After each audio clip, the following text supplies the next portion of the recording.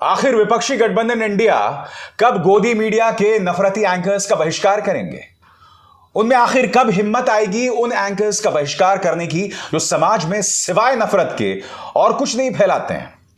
दोस्तों, हो क्या रहा है मैं आपको बताता हूं। बीच बीच में ये शगुफा छोड़ा जाता है, एक लिस्ट सामने आती है कि ये एंकर, वो एंकर, फलाना एंकर, ढिमकाना एंकर, इन तमाम एंकर्स का विपक्ष जो है वो बॉयकॉट करने वाला है।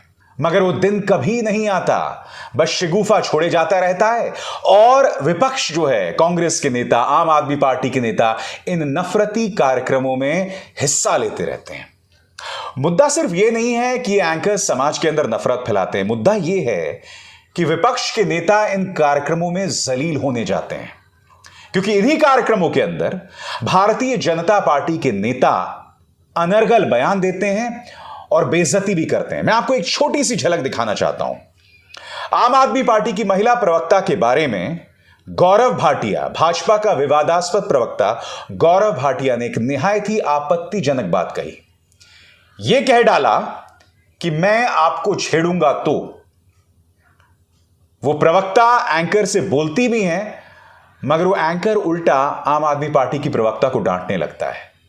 वो नजारा देखिए दोस्तों, फिर मैं उसकी चर्चा करूं। फिर जब मैं इनको छेड़ूंगा मैं सबको तो फिर जब मैं इनको छेड़ूंगा फिर जब मैं इनको छेड़ूंगा आपको तो बोल रहा हूं लास्ट 30 सेकंड। देखिए अब इसमें 30 सेकंड वेस्ट हो जाएगा। देखिए इसमें 30 सेकंड वेस्ट हो जाएगा। गौरव जी बोलिए। गौरव जी बात कंप्लीट कीजिए। मैं सर खुला के बाली नोच लूंगा।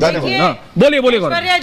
रीना जी आ रहा हूं। ये देखिए मेरे हाथ में क्या रीना जी इसमें कर लीजिए। टाइम नहीं दूंगा तो फिर आपका मीडिया से मुझे कॉल करें। ऐसा क्या कर रही है? ज्वाइन करता है कमलनाथ की उपस्थिति। Know what am I allowing? Nathuram know what am I allowing Reena Gupta? तो घमंडी नो डोंट अलाउ यू। बताएं कि घमंडिया में कैसे हिस्सेदारी ये लोग देते हैं। आप किस तरह के शब्दों का इस्तेमाल कर रही हैं? गौरव भाटिया की ऐसी ढेरों मिसालें हैं, क्योंकि प्रवक्ता के नाम पर इनके मुंह से जो एक एक शब्द निकलता है ना, वो शर्मनाक है। इसी तरह से इनके पार्टी में प्रेम शुक्ला है, वाहियात, अनर्गल और कभी कभी अश्लील प्रलाप करता है यह आदमी। संबित पात्रा को आप जानते हैं, शहजाद पूनावाला को जानते हैं। पूनावाला तो खैर पलटू प्रवक्ता है। आप सब जानते हैं कि कुछ सालों पहले तक यह व्यक्ति प्रधानमंत्री नरेंद्र मोदी को पानी पी पी कर गाली देता था, मगर न जाने क्यों भाजपा के हाथ में इनका ऐसा कौन सा राज आ गया कि ये भाजपा के गुण गाने लगे और अब प्रवक्ता बन गए हैं। बहरहाल, कांग्रेस के प्रवक्ता पवन खेरा ने एक मुद्दा उठाया जिस पर मैं आपका ध्यान खींचना चाहूंगा। प्रिय एंकर्स, यदि आपके किसी शो में संघ विचारक, प्रचारक आदि राजनैतिक विश्लेषक बनकर बैठेंगे तो हम भी राजनैतिक विश्लेषक भेजेंगे। अगर आपको यह स्वीकार नहीं है तो ऐसे किसी शो में कांग्रेस भाग नहीं लेगी। यह मुद्दा क्यों उठा रहे हैं पवन खेरा, मैं आपको बताता हूं। दोस्तों, हो क्या रहा है कि आजकल कई लोग, आजकल क्या पिछले कई सालों से न्यूज डिबेट्स में ऐसे लोग बैठ जाते हैं जो अपने आप को राजनीतिक विश्लेषक बताते हैं, और ये कोई विश्लेषण नहीं करते हैं, सिर्फ प्रधानमंत्री नरेंद्र मोदी का महिमा मंडन कर देते हैं। इनकी जो समानांतर जिंदगी है उस पर गौर कीजिएगा। इन्हें किस तरह का समर्थन सरकार से मिलता है, भाजपा से मिलता है, भाजपा से जुड़े प्रचार तंत्र से मिलता है। और होता क्या है, डिबेट्स में भाजपा के प्रवक्ता के साथ साथ ये राजनीतिक विश्लेषक बैठ जाते हैं और देश की जनता को यह आभास कराया जाता है कि देखो, एक निष्पक्ष व्यक्ति भी प्रधानमंत्री नरेंद्र मोदी के गुण गा रहा है।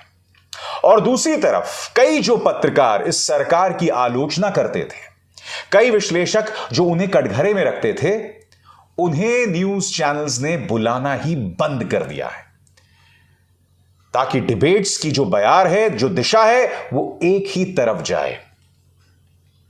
दोस्तों, मिसाल के तौर पर मैं पत्रकार अजीत अंजुम का एक ट्वीट पेश करना चाहता हूं, क्योंकि वो अपना तजुर्बा बता रहे हैं जब वो न्यूज चैनल में हुआ करते थे। आपके स्क्रीन पर गौर कीजिएगा।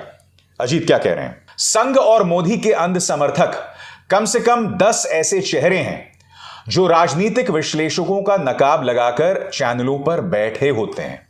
पता नहीं चैनल वालों की क्या मजबूरी है कि ये जानते हुए भी कि ये सब संघ के कार्यकर्ता हैं, उन्हें राजनीतिक विश्लेषक कहकर बैठाए रहते हैं। मैं जब टीवी 9 पर था इस पर गौर कीजिएगा। मैं जब टीवी 9 में था तो मेरे शो के दौरान ऐसे 2 लोगों ने बार बार कहा कि मेरे नाम के साथ राजनीतिक विश्लेषक लिखिए। मैंने कहा यह हो नहीं सकता, आप जो हैं वही लिखा जाएगा। मैं उनके नाम के आगे संघ समर्थक लिखता रहा, वो खुशामद करते रहे, लेकिन मैंने कहा यह दर्शकों के साथ धोखा है। मैंने कई बार जानने की कोशिश की कि आखिर पहचान छिपाकर क्यों बहस में हिस्सा लेना चाहते हैं, तो किसी ने बताया कि यह सब ऊपर वाले का निर्देश है ताकि जनता गफलत में रहे। अक्सर ऐसा होता है कि जब किसी चैनल पर मोदी भक्त एंकर के साथ 2 संघी विश्लेषक, एक भाजपा प्रवक्ता बैठा होता है, विपक्ष की तरफ से एक को बिठाकर सब उस पर टूटने की कोशिश करते हैं। और ऐसे ढेरों लोग हैं दोस्तों जो आपको दिखाई दे देंगे। क्योंकि भाई देखिए, सीधी सी बात है, अगर आपको लगता है कि आप बहुत महान काम कर रहे हैं प्रधानमंत्री नरेंद्र मोदी की सेवा करके, भाजपा की सेवा करके, और अगर आप इसे राष्ट्र सेवा मानते हैं, तो फिर छिपा क्यों रहे हैं? खुल के सामने आइए, हिम्मत कीजिए बताने की कि आप संघ समर्थक हैं, जो आप हैं। ऐसी ढेरों मिसालें हैं दोस्तों।